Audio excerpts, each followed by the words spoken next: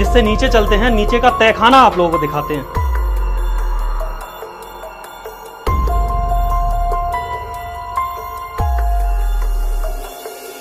और आज आप लोगों को दिखाएंगे वो खूनी दरवाजा जो अपने पीछे कई सारे रहस्यों को समेटे हुआ है।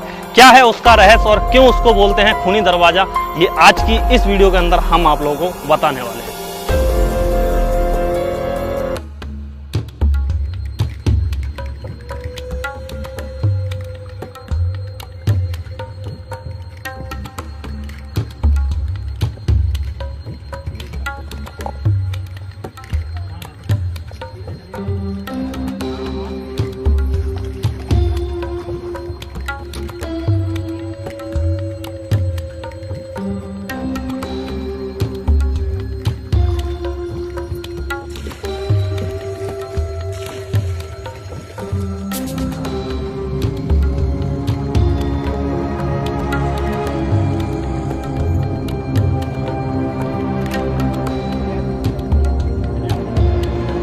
नमस्कार दोस्तों, कैसे हो सभी। मैं उम्मीद करता हूं कि आप सब अच्छे होंगे। अभी हम पहुंचे हैं मध्य प्रदेश के भिंड जिले के अटेर किले पे। ये जो अटेर किला है, इतिहासकारों का मानना है कि 350 साल पुराना है। भदौरिया राजा ने इसको बनवाया था, जिनका नाम था बदन सिंह। ये जो किला है, बताते हैं देवगिरी पहाड़ी पे स्थित है। देवगिरी पहाड़ी का जो उल्लेख है वो महाभारत में मिलता है। इस किले के कई रहस्य हैं, खजाने से लेके इसका एक खूनी दरवाजा भी है। खूनी दरवाजे का क्या रहस्य है, कैसे क्या है, आज हम इस वीडियो में आप लोगों को दिखाने वाले हैं। चंबल नदी से लगभग 2 किलोमीटर की दूरी पे बीहड़ के बीच में ये किला बसा हुआ है। भिंड से अगर आप आ रहे हैं तो यहाँ अपने पर्सनल व्हीकल से आ सकते हैं, क्योंकि यहाँ पे आने के लिए साधन बहुत ही कम मिलते हैं। तो चलेंगे अब इस किले के अंदर और आज आप लोगों को दिखाएंगे वो खूनी दरवाजा जो अपने पीछे कई सारे रहस्यों को समेटे हुआ है। क्या है उसका रहस्य और क्यों उसको बोलते हैं खूनी दरवाजा, ये आज की इस वीडियो के अंदर हम आप लोगों को बताने वाले हैं।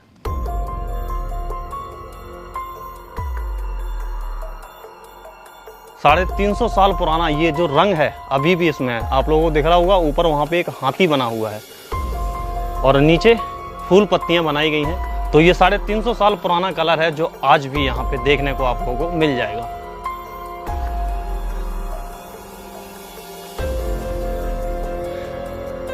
अच्छा, ये पूरा यहाँ पे इतिहास लिखा हुआ है। यह किला भिंड नगर से लगभग 28 किमी पश्चिम एवं चंबल नदी से लगभग 1.5 किलोमीटर की दूरी पर स्थित है।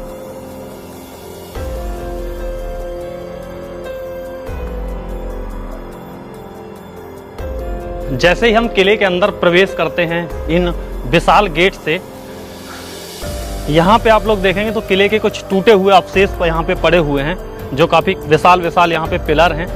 ये उस समय में एक गेट रहा होगा, द्वार रहा होगा, जो अभी यहाँ पे टूटा पड़ा हुआ है 2 हिस्सों में। एक हिस्सा ये है इसका, दूसरा हिस्सा ये है। और भी आगे ये देखो, ये काफ़ी विशाल यहाँ पे पिलर पड़े हुए हैं, जिन पे काफ़ी खूबसूरत डिज़ाइन बनी हुई है। और ये 17वीं और 18वीं शताब्दी में ये जो किला है, ये सिंधिया राजवंश और जाटों के अधीन आ गया था।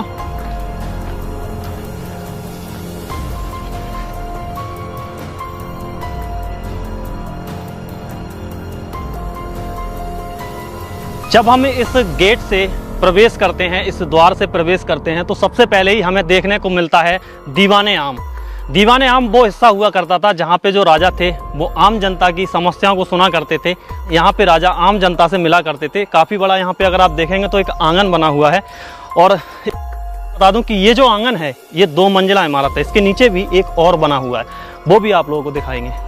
यहाँ पे ये जो बने हुए, उनकी जो जनता हुआ करती थी वो सामने बैठा करती थी।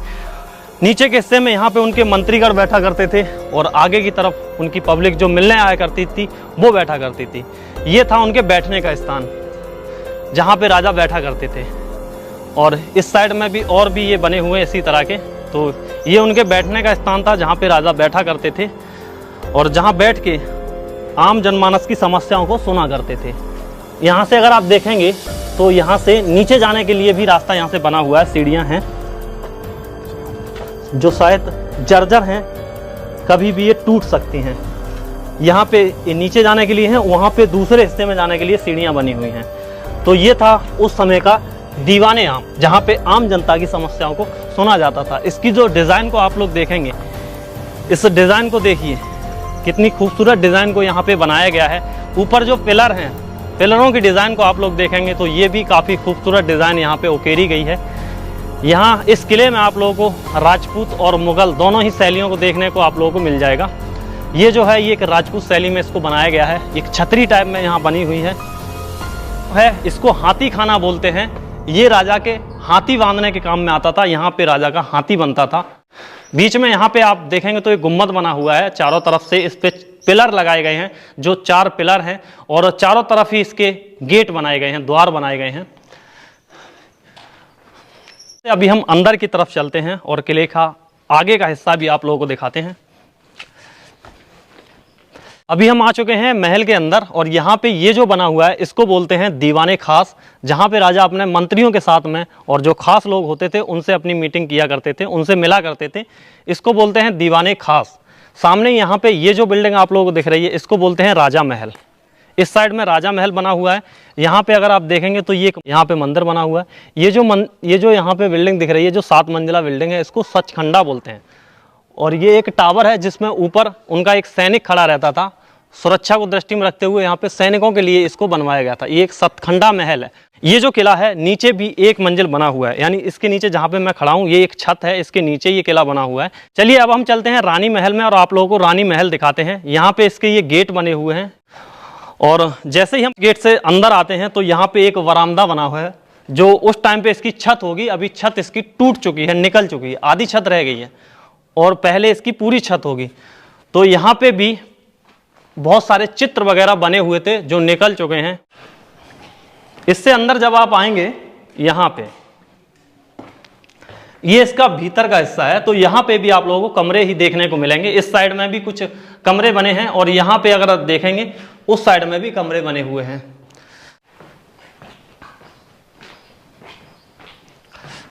अभी हम आ चुके हैं रानी महल से बाहर और ये है इसका आंगन।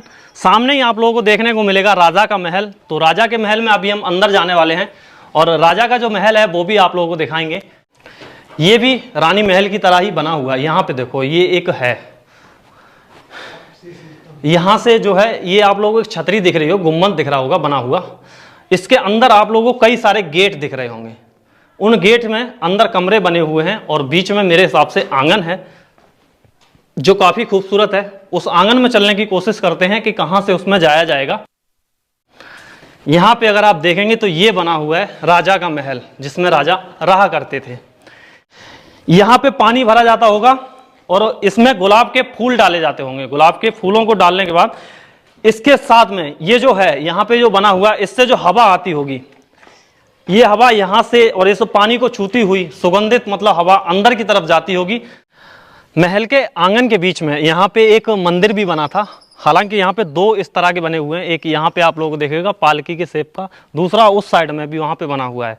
तो इसकी जो वास्तुकला है इसको देखते हुए ये प्रतीत होता है कि ये उस समय पे मंदिर रहा होगा। यहाँ पे अगर आप देखेंगे तो कुछ वाइट और कई कलर की मार्बल से यहाँ पे काम किया गया है, डिज़ाइन को यहाँ पे बनाया गया है। बीच में ये जो हिस्सा है यहाँ पे हो सकता है उस टाइम पे शिवलिंग वगैरह या इसको स्थापित किया गया होगा, जहाँ पे वाइट मार्बल और बहुत ही अच्छा यहाँ पे एक चबूतरा था जो अभी टूट चुका है। सामने ही वहाँ पे अगर आपको दिखेगा तो वो सामने है दीवाने खास, उसके नीचे ही वहाँ पे एक पानी का कुंड है जिसमें पानी भरा हुआ है। अभी आप लोगों को ये जो मंदिर है ये मंदिर की वास्तुकला दिखाते हैं। यहाँ से जब आप जाएंगे ऊपर तो सीढ़ियाँ बनी हुई हैं ऊपर जाने के लिए। इसके ऊपर जब आप आएंगे तो अंदर की जो डिज़ाइन है वो काफ़ी खूबसूरत आप लोगों को देखने को मिलेगी। ऊपर इसकी छत की जो डिज़ाइन है उसको देखो कितने खूबसूरत तरीके से इसको यहाँ पे बनाया गया है और उसके अंदर जो रंग हैं उन रंगों को भरा गया है। कई तरह के रंग इसमें भरे हुए थे जो फिलहाल अभी फीके पड़ चुके हैं, निकल चुके हैं। और यहाँ पे ये स्थान था जिसमें भगवान की एक प्रतिमा को यहाँ पे स्थापित किया गया होगा। इस साइड में पूजा करने के लिए ऊपर जाने के लिए यहाँ पे छोटी सी सीढ़ियाँ बनाई गई हैं। इन सीढ़ियों से ऊपर पूजा के लिए जाया जाता होगा। यहाँ पे पूरा एक आप लोगों को पालकी की शेप में ये नजर आएगा, जैसे पालकी होती है उसी की तरह यहाँ पे बना हुआ है। तो ये उस टाइम पे मंदिर था। यहाँ पे आप लोगों को बहुत ही अच्छी डिजाइन देखने को मिलेगी, चित्रकारी देखने को मिलेगी जो उसी समय की है। जब हम उससे एंटर करते हैं तो यहाँ पे भी एक हिस्सा बना हुआ है जो उस टाइम पे महल होगा। ये जहाँ पे बीच में यहाँ पे भी एक आंगन है और चारों तरफ अगर आप देखेंगे तो कुछ वरामदे टाइप के बनाए गए हैं और बीच में एक आंगन है। इसके जो नीचे जाने का जो हिस्सा है वहाँ से इसकी सीढ़ियाँ हैं और इस साइड से भी यहाँ पे सीढ़ियाँ बनी हुई हैं जिससे आप इसके नीचे वाले हिस्से में जा सकते हैं। लेकिन नीचे बिल्कुल घुप अंधेरा है, इसमें कई सालों से कोई नहीं गया है। यहाँ पे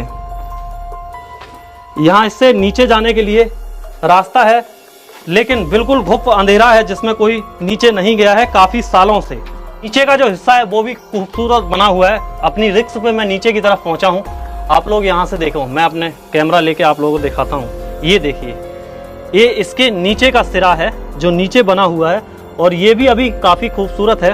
अभी थोड़ा सा हम और आगे की तरफ चलते हैं, अभी हम इसके नीचे वाले हिस्से में हैं और यहाँ पे देखो चमगादड़ों की कितनी गंदगी है। कई सालों से इस किले, ये जो किला है ये बंद पड़ा है जिससे चमगादड़ों ने यहाँ पे अपना बसेरा बना लिया था। नीचे देखो ये कितनी गंदगी है और यहाँ पे एक इसका हिस्सा है, मैं आप लोगों को आगे की तरफ दिखाता हूँ। ये देखो चमगादड़ आने लगे हैं। तो ये वाला जो हिस्सा है ये इसके नीचे की मंजिल है जो उस टाइम पे रहने के लिए इसको प्रयोग में लिया जाता होगा। अभी पूरी तरह से बंद है, हम इसके ज़्यादा अंदर नहीं जाएंगे क्योंकि हमें कई तरह की आवाज़ें भी अंदर से आ रही हैं जो बिल्कुल डरावनी हैं। हम अभी यहाँ से ऊपर की तरफ ही चलते हैं। ये देखिए, इस सीढ़ियों से होते हुए हम नीचे की तरफ आए थे जो काफ़ी जर्जर हालत में है सीढ़ियाँ, और यहाँ तक अभी हम इसके ऊपर वाले हिस्से में आ गए हैं। नीचे का जो हिस्सा था वो हमने आप लोगों को दिखाया, हालांकि कोई भी पर्यटक नीचे जाने की हिम्मत नहीं जुटा पाता है। यहाँ से भी आप इसके दूसरे हिस्से में जा सकते हैं नीचे की तरफ। नीचे का तहखाना आप लोगों को दिखाते हैं। तो बहुत डर रहा हूँ आज। और ये वरामदा है ना, और ये इसके नीचे का हिस्सा है जो नीचे बिल्कुल भूतल में बना हुआ है। यहाँ पे ये जो सुराख है ना, ये उस टाइम पे रोशनी के लिए यहाँ पे बनाए गए हैं और इसी में अभी हम अंदर गए थे जो आप लोगों ने नीचे का दृश्य देखा। ये जो किला है ये नीचे की मंजिल में भी कई मंजिल बना हुआ है जहाँ पे काफ़ी घुप अंधेरा रहता है और पर्यटक भी वहाँ पे नहीं जाते हैं। ऊपर चलते हैं, जो 7 मंजिला ये जो सतखंडा है इसको आप लोगों को दिखाते हैं। ये जो टावर बना हुआ है,